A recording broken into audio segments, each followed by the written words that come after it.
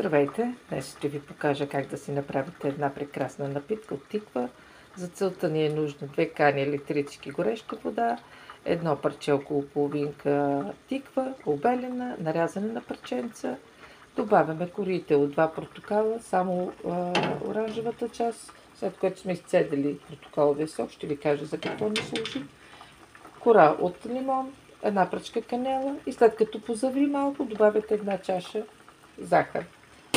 След сваряване изваждате само канелата, прехвърляте в блендер, малко да се охлади, добавяте част от тези семки, другата част съм сложила вътре и накрая добавяте портокаловия сок.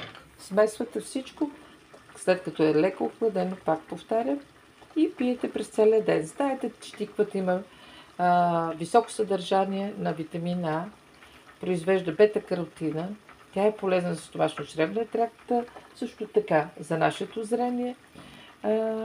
Сутрин при гадене, особено при бременни жени, е много полезна, за малки деца за растежа, за мъжете. Суровите ядки по 2 супени лъжици на ден, накиснат от вечерта с гореща вода. И изобщо тази напитка е много благоприятна за нашия организъм. Едно време се продаваха само напитка ларанжада, която беше приготвена също от тиква.